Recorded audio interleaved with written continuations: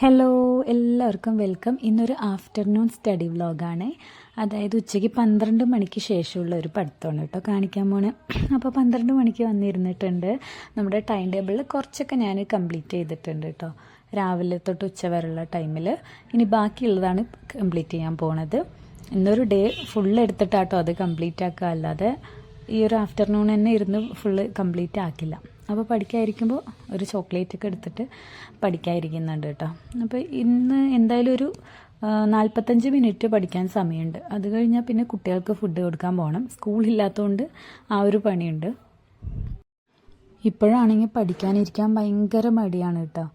എന്താണെന്ന് വെച്ചാൽ ഒരു ബ്രേക്ക് വന്ന ശേഷം പഠിക്കാനിരിക്കുക എന്ന് പറഞ്ഞാൽ അങ്ങനെ ചെയ്തവർക്ക് അറിയാം, ഭയങ്കര മടിയായിരിക്കും നമുക്ക് ഇരിക്കാനായിട്ട്. എന്നാലും പിന്നെ നമ്മുടെ ലക്ഷ്യം, നമ്മുടെ വിജയം എല്ലാം മുന്നിൽ കണ്ടിട്ട് ഇരിക്കല്ലാതെ വേറെ വഴിയില്ല കേട്ടോ. അതുകൊണ്ട് തന്നെ കടിച്ച് പിടിച്ചിട്ടാണെങ്കിലും ഇരുന്ന് പഠിക്കുകയാണ് കേട്ടോ. അല്ലാതെ നല്ല ഇഷ്ടപ്പെട്ടുള്ള പഠിത്തമല്ല ഇപ്പോൾ നടക്കുന്നത്. പതുക്കെ പതുക്കെ അതിലേക്ക് എത്തുള്ളൂ എന്ന് എനിക്കറിയാം.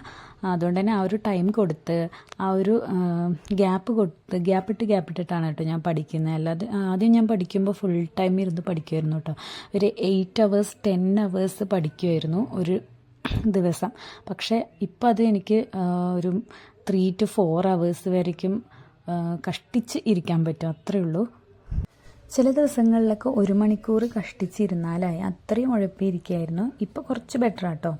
അങ്ങനെ ഉച്ചയ്ക്ക് ചോറൂണൊക്കെ കഴിഞ്ഞിട്ട് ഒന്ന് കിടന്നു, ഉറങ്ങിയില്ല, കുറച്ച് നേരം ഫോണൊക്കെ നോക്കി കിടന്നു.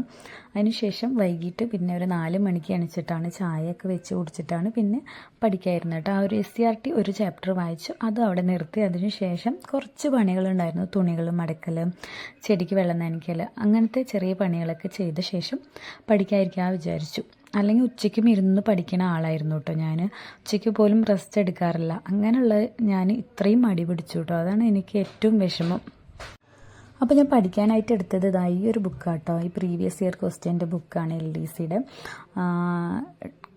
ലക്ഷ്യയുടെ ബുക്കാണ് കേട്ടോ. ഞാൻ കുറേ നാൾ മുന്നേ വാങ്ങിയത്, പക്ഷെ നല്ല ബുക്കാണ്.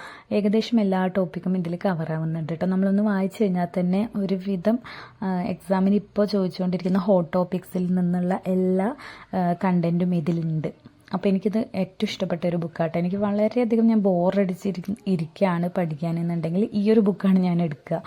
അപ്പോൾ കുറച്ചുകൂടി നല്ല ഇൻട്രസ്റ്റിംഗ് ആയിട്ടുണ്ടാവും. അങ്ങനെ അത് പഠിച്ചതിന് ശേഷം പിന്നെ കുറച്ച് ഇമ്പോർട്ടൻ്റ് ആക്സിൽ ഒരു ബുക്ക് ഉണ്ടല്ലോ, മറ്റേ സോഡിയാക്കിൻ്റെ, ആ ഒരു ബുക്ക് ഞാൻ വാങ്ങിയിട്ടുണ്ടായിരുന്നു. അപ്പോൾ അതിൽ നിന്നും കമ്മീഷനുകൾ പഠിക്കാമെന്ന് വിചാരിച്ചു, പ്രധാനപ്പെട്ട കമ്മീഷനുകൾ. ഈ ബുക്കൊക്കെ ഞാൻ എത്രയോ നാൾ മുന്നേ വാങ്ങി വെച്ചതാട്ടോ. ശരിക്കും പറഞ്ഞാൽ ഇപ്പോഴാണ് അത് പഠിക്കാനെടുക്കുന്നത്. കാരണം ഞാൻ ഓഫ്ലൈൻ ക്ലാസ്സിന് പോയിട്ടുണ്ടായിരുന്നു. ആ ഒരു ടൈമിൽ അവിടെ തരുന്ന തന്നെ പഠിക്കാൻ ഒരുപാടുണ്ടാവും. പിന്നെ കുട്ടികളുള്ളതുകൊണ്ട് അവരെ സ്കൂളത്തെ കാര്യങ്ങൾ വന്നു കഴിഞ്ഞാൽ സ്കൂളത്തെ കാര്യങ്ങളും പഠിപ്പിച്ചു കൊടുക്കാനുണ്ടാവും, വീട്ടിലെ കാര്യങ്ങളുണ്ടാവും. അതിനിടയ്ക്ക് ഞാൻ വാങ്ങിയ ബുക്കുകളൊന്നും പഠിക്കാൻ പറ്റിയിട്ടുണ്ടായിരുന്നില്ല.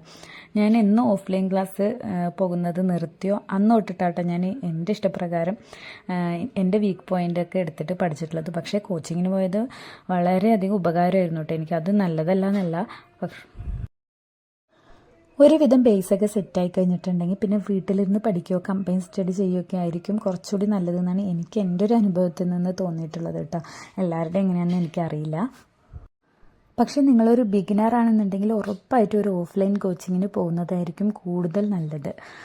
കാരണം എന്താണെന്ന് വെച്ചാൽ നമുക്ക് ഓഫ്ലൈൻ കോച്ചിങ്ങിന് എന്ന് പറഞ്ഞാൽ ഒരു പേടി ഉണ്ടാവും. അവർ തരുന്ന ഒരു ടാസ്കുകൾ അത് കംപ്ലീറ്റ് ചെയ്യാൻ നമ്മൾ നിർബന്ധിതരാവും. അല്ലെങ്കിൽ നമുക്ക് വഴക്ക് കേൾക്കും, അങ്ങനത്തെ ഇത്രയും വലുതായിട്ട് വഴക്ക് കേൾക്കണ്ടേ. അപ്പോൾ പിന്നെ ആ ഒരു പേടി കൊണ്ടൊക്കെ നമ്മൾ പഠിച്ചെടുക്കും കേട്ടോ ഓൺലൈൻ കോച്ചിങ്ങിനെ വെച്ച് നോക്കുമ്പോൾ. പിന്നെ ബേസും സെറ്റാവാൻ നല്ലതാണ്. അപ്പോൾ നല്ലൊരു കോച്ചിങ് സെൻറ്ററിൽ പോയി കഴിഞ്ഞാൽ നല്ലതാണ് കേട്ടോ.